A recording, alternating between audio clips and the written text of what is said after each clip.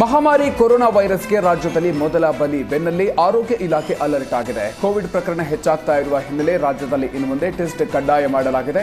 ಉಸಿರಾಟ ಮತ್ತು ಹೃದಯ ಸಂಬಂಧಿ ಸಮಸ್ಯೆ ಇರೋರಿಗೆ ಕಡ್ಡಾಯ ಟೆಸ್ಟ್ಗೆ ಆರೋಗ್ಯ ಸಚಿವ ದಿನೇಶ್ ಗುಂಡೂರಾವ್ ಸೂಚನೆ ಕೊಟ್ಟಿದ್ದಾರೆ. ನಾಳೆಯಿಂದ ಕಡ್ಡಾಯ ಕೋವಿಡ್ ಟೆಸ್ಟ್ ಆರಂಭ ಆಗಲಿದೆ. ಜೊತೆಗೆ ಆಸ್ಪತ್ರೆಗಳಲ್ಲಿ 1 ತಿಂಗಳಿಗೆ ಆಗುವಷ್ಟು ಟೆಸ್ಟ್ ಕಿಟ್ ತೆಗೆದಿಡಬೇಕು. ಸ್ಯಾನಿಟೈಸ್, ಸ್ವಚ್ಛತೆ ಬಗ್ಗೆ ಸಾರ್ವಜನಿಕರು ಹೆಚ್ಚಿನ ಗಮನ ಹರಿಸಬೇಕು ಅಂತ ತಿಳಿಸಲಾಗಿದೆ. ಸದ್ಯ ರಾಜ್ಯದಲ್ಲಿ ಒಟ್ಟು 40 ಸಕ್ರಿಯ ಕೋವಿಡ್ ಪ್ರಕರಣಗಳು ಪತ್ತೆಯಾಗಿದ್ದು, ಇದರಲ್ಲಿ 33 ಕೇಸ್ಗಳು ಬೆಂಗಳೂರಿನಲ್ಲೇ ದೃಢಪಟ್ಟಿದೆ.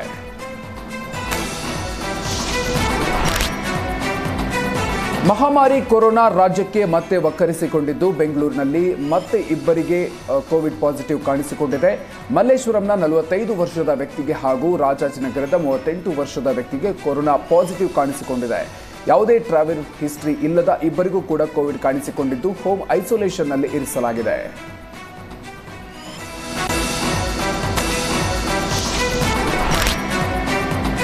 ಆಂಧ್ರ, ಕೇರಳ, ತಮಿಳುನಾಡು, ಮಹಾರಾಷ್ಟ್ರ ಬಳಿಕ ರಾಜ್ಯದಲ್ಲಿ ಕೊರೋನಾ ಮಹಾಮಾರಿ ಆತಂಕ ಹೆಚ್ಚಾಗ್ತಾ ಇದೆ. ಸೋಂಕು ನಿಯಂತ್ರಣಕ್ಕೆ ಕಟ್ಟುನಿಟ್ಟಿನ ಕ್ರಮಕ್ಕೆ ಆರೋಗ್ಯ ಇಲಾಖೆ ಪ್ಲಾನ್ ಮಾಡಿಕೊಂಡಿದ್ದು, ನೆರೆ ರಾಜ್ಯ ಪ್ರಯಾಣಿಕರ ಮೇಲೆ ಹೆಚ್ಚು ನಿಗಾ ವಹಿಸಲಾಗಿದೆ. ಗಡಿಭಾಗದಲ್ಲಿ ಚೆಕ್ಪೋಸ್ಟ್ಗೂ ಸೂಚನೆ ಕೊಡಲಾಗಿದ್ದು, ಕಟ್ಟುನಿಟ್ಟಾಗಿ ಪರಿಶೀಲನೆ ನಡೆಸೋದಕ್ಕೆ ತಿಳಿಸಲಾಗಿದೆ.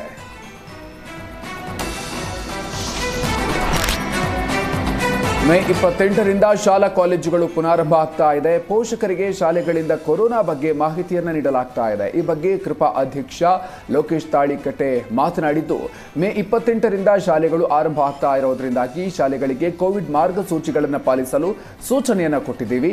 ಶಾಲೆಗೆ ಬರುವ ಮಕ್ಕಳು, ಶಿಕ್ಷಕರು, ಸಿಬ್ಬಂದಿಗಳು ಕಡ್ಡಾಯವಾಗಿ ಮಾಸ್ಕ್ ಅನ್ನು ಧರಿಸುವಂತೆ ಶಾಲೆಗಳಿಂದ ಸೂಚನೆ ಕೊಡಲಾಗಿದೆ. ಕೋವಿಡ್ ಬಗ್ಗೆ ಈಗಾಗಲೇ ಮುಂಜಾಗ್ರತಾ ಕ್ರಮಗಳನ್ನು ತೆಗೆದುಕೊಂಡಿದ್ದೀವಿ ಅಂತ ಹೇಳಿದ್ದಾರೆ. ರಾಜ್ಯಾದ್ಯಂತ ಮತ್ತೆರಡು ದಿನ ಭಾರೀ ಮಳೆ ಆಗಲಿದೆ ಅಂತ ಹವಾಮಾನ ಇಲಾಖೆಯಿಂದ ಮುನ್ಸೂಚನೆ ನೀಡಲಾಗಿದೆ. ಗೋವಾ, ಪೂರ್ವ ಅರಬ್ಬಿ ಸಮುದ್ರ, ಗೋವಾ ಕರಾವಳಿಯಲ್ಲಿ ವಾಯುಭಾರ ಕುಸಿತ ಹಿನ್ನೆಲೆಯಲ್ಲಿ ಮಂಗಳೂರು, ವಿಜಯಪುರ, ಬೆಳಗಾವಿ, ಹುಬ್ಬಳ್ಳಿ, ಹಾಸನ, ಚಿಕ್ಕಮಗಳೂರು, ಶಿವಮೊಗ್ಗ ಸೇರಿ ಉತ್ತರ ಕನ್ನಡ ಜಿಲ್ಲೆಗಳಲ್ಲಿ ಭಾರೀ ಮಳೆ ಆಗಲಿದ್ದು, ಯೆಲ್ಲೋ ಅಲರ್ಟ್ ಘೋಷಣೆ ಮಾಡಲಾಗಿದೆ. ಇನ್ನು ಬೆಂಗಳೂರು ನಗರ ಹಾಗೂ ಗ್ರಾಮಾಂತರ ಭಾಗದಲ್ಲಿ ತುಂತುರು ಮಳೆ ಬೀಳುವ ಸಾಧ್ಯತೆ ಇದೆ. ಕೊಡಗು ಜಿಲ್ಲೆಯ ಮಡಿಕೇರಿ, ಭಾಗಮಂಡಲ, ತಲಕಾವೇರಿ, ನಾಪೊಕ್ಲು, ಸಂಪಾಜಿ ಸೇರಿದಂತೆ ಜಿಲ್ಲೆಯ ಬಹುತೇಕ ಕಡೆ ಭಾರೀ ಮಳೆ ಆಗಿದೆ. ಭಾರೀ ಗಾಳಿ ಸಹಿತ ಮಳೆಗೆ ರಸ್ತೆ ಚರಂಡಿಗಳಲ್ಲಿ ಭಾರೀ ಪ್ರಮಾಣದಲ್ಲಿ ನೀರು ಹರಿತಾ ಇದೆ. ಬೆಟ್ಟಗೇರಿ ಎಂಬಲ್ಲಿ ಮರ, ವಿದ್ಯುತ್ ಕಂಬ ಉರುಳಿ ಬಿದ್ದಿದ್ದು, ಮಡಿಕೇರಿ ಭಾಗಮಂಡಲ ರಸ್ತೆಯಲ್ಲಿ ಸಂಚಾರ ಸ್ಥಗಿತ ಆಗಿದೆ. ಮುಂಜಾಗ್ರತಾ ಕ್ರಮವಾಗಿ ಇಂದಿನಿಂದಲೇ ಜಿಲ್ಲೆಯಲ್ಲಿ ರೆಡ್ ಅಲರ್ಟ್ ಅನ್ನು ಘೋಷಣೆ ಮಾಡಲಾಗಿದೆ. ಚಿಕ್ಕಮಗಳೂರಿನ ಮಲೆನಾಡು ಭಾಗದಲ್ಲಿ ಗಾಳಿ ಮಳೆ ಅಬ್ಬರ ಜೋರಾಗಿದೆ. ಇದರ ನಡುವೆ ಕಾರೊಂದು ಚಾಲಕನ ನಿಯಂತ್ರಣ ತಪ್ಪಿ ಹೇಮಾವತಿ ಉಪನದಿ ಕಾಲುವೆಗೆ ಬಿದ್ದಿದೆ. ಮೂಡಿಗೆರೆ ತಾಲೂಕಿನ ರಾಷ್ಟ್ರೀಯ ಹೆದ್ದಾರಿ 173ರ ಬಣಕಲ್ ಬಳಿ ಈ ಘಟನೆ ಆಗಿದೆ. ಭಾರೀ ಮಳೆಯಿಂದ ರಸ್ತೆಗಳೆಲ್ಲವೂ ಕೂಡ ನೀರು ನಿಂತು ಕೆರೆಯಂತಾಗಿದ್ದು, ನೀರು ಹರಿಯುವ ರಭಸಕ್ಕೆ ಕಾರು ಪಲ್ಟಿಯಾಗಿದೆ. 4 ದಿನದ ಹಿಂದೆಯಷ್ಟೇ ಇದೇ ರೀತಿ ಕಾರು, ಬಸ್ ಕೂಡ ಅಪಘಾತಕ್ಕೀಡಾಗಿದ್ದು, ಅದೃಷ್ಟವಶಾತ್ ಕಾರ್ನಲ್ಲಿದ್ದವರು ಅಪಾಯದಿಂದ ಪಾರಾಗಿದ್ರು. ಇನ್ನು ಮಳೆಯಿಂದ ರಸ್ತೆ ಮೇಲೆ 3-4 ಅಡಿಗಳಷ್ಟು ನೀರು ತುಂಬಿಕೊಂಡಿದ್ದು, ವಾಹನ ಸವಾರರು ಪರದಾಡ್ತಾ ಇದ್ದಾರೆ.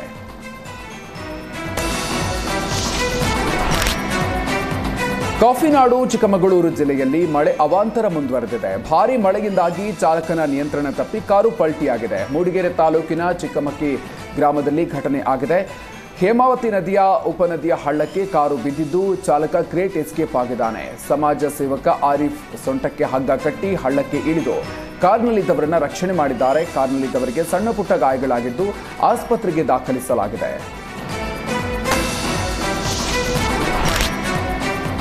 ಧಾರಾಕಾರ ಮಳೆ ಹಿನ್ನೆಲೆ ಉಡುಪಿಯಲ್ಲಿ ಅವಾಂತರಗಳ ಸರಮಾಲೆಯೇ ಸೃಷ್ಟಿಯಾಗಿದೆ. ಹಲವು ಕಡೆಗಳಲ್ಲಿ ಮರ ಬಿದ್ದು ವಾಹನ ಸಂಚಾರಕ್ಕೆ ಅಡ್ಡಿಯಾಗಿದೆ.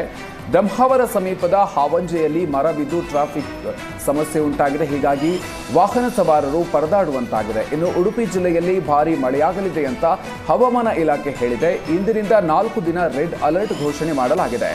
ಕಡಲ ತೀರ ಪ್ರದೇಶದಲ್ಲೂ ಕೂಡ ಹೆಚ್ಚಿದ ಅಲೆಗಳ ಅಬ್ಬರ ಜೋರಾಗಿದ್ದು, ತಗ್ಗು ಪ್ರದೇಶಗಳ ಜನರು ಎಚ್ಚರಿಕೆಯಿಂದ ಇರುವಂತೆ ಸೂಚನೆ ಕೊಡಲಾಗಿದೆ.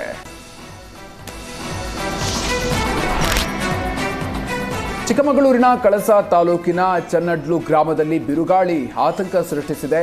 ಮಳೆ ಜೊತೆ ಸೈತಾನನಂತೆ ಗಾಳಿ ಬೀಸ್ತಾ ಇದೆ. ಗ್ರಾಮದ ಸುತ್ತ ಕಾಡಿನ ಪ್ರದೇಶ ಇದ್ದು ನಡುವೆ ಊರು ಇರೋದ್ರಿಂದ ಗಾಳಿಯ ತೀವ್ರತೆ ಹೆಚ್ಚಾಗಿದೆ.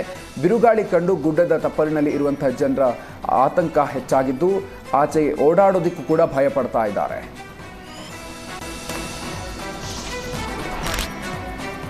ಭಾರೀ ಮಳೆಗೆ ಉಡುಪಿ ಜಿಲ್ಲೆಯಲ್ಲಿ ಮಳೆ ಅವಾಂತರ ಸೃಷ್ಟಿಯಾಗಿದೆ. ಪಡುಬಿದ್ರಿ ಸಮೀಪದ ಅವರಾಲು ಮಟ್ಟು ಹೊಯ್ಗೆ ಎಂಬಲ್ಲಿ ಸಮರ್ಪಕ ರಸ್ತೆ ಇಲ್ಲದೆ ಮಳೆಗಾಲದಲ್ಲಿ ಸಂಕಷ್ಟ ಎದುರಿಸುವಂತಾಗಿದೆ. ಗ್ರಾಮದ ಮನೆಯೊಂದರ ಪಕ್ಕ ಕಾಲುವೆ ಹರಿತಾ ಇದ್ದು ಮಳೆಗಾಲ ಬಂದಾಗ ಮನೆಗೆ ನೀರು ತುಂಬಿಕೊಂಡು ಪರದಾಡುವಂತಾಗುತ್ತೆ. ಹೀಗಾಗಿ ನೀರು ಹರಿಯುವ ತೋಡಿಗೆ ಕೃತಕ ಸೇತುವೆ ನಿರ್ಮಿಸುವಂತೆ ಮನವಿಯನ್ನು ಮಾಡಿದ್ರು. ಯಾರೂ ಕೂಡ ಕ್ಯಾರಿ ಅಂತ ಇಲ್ಲ.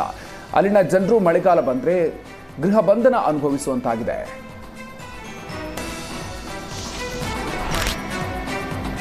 ಬೆಂಗಳೂರಿನಲ್ಲಿ ಭಾರೀ ಮಳೆಯಿಂದಾಗಿ ಹಲವು ದೊಡ್ಡ ಮರಗಳು ನೆಲಕ್ಕುರುಳ್ತಾ ಇದೆ. ಇದೀಗ ಸಸ್ಯಕಾಶಿ ಲಾಲ್ಬಾಗ್ನಲ್ಲಿ 150 ವರ್ಷಗಳಷ್ಟು ಹಳೆಯ ಮರವೊಂದು ಧಾರಾಶಾಹಿಯಾಗಿದೆ. ಸುಮಾರು 150 ವರ್ಷದಷ್ಟು ಹಳೆಯದಾದ ಫೈಕಸ್ ಕನಿಂಗ್ ಹ್ಯಾಮಿ ಪ್ರಭೇದದ ಮರ ಬುಡ ಸಮೇತ ಉರುಳಿ ಬಿದ್ದಿದ್ದು ಅದೃಷ್ಟವಶಾತ್ ಯಾವುದೇ ಪ್ರಾಣಾಪಾಯ ಸಂಭವಿಸಿಲ್ಲ.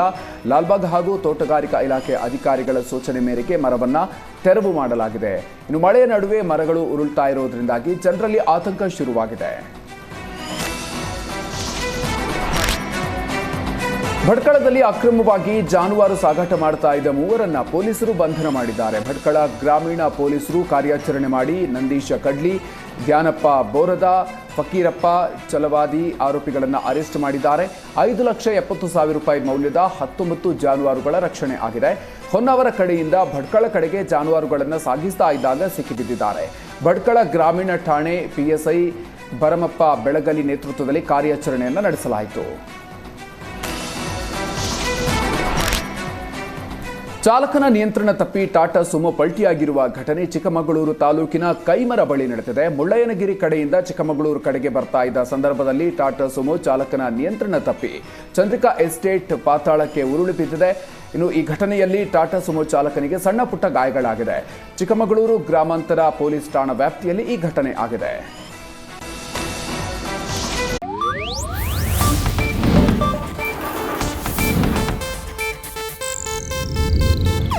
ಇದು ಏಷ್ಯಾನೆಟ್ ನ್ಯೂಸ್ ನೆಟ್ವರ್ಕ್ ಪ್ರಸ್ತುತಿ.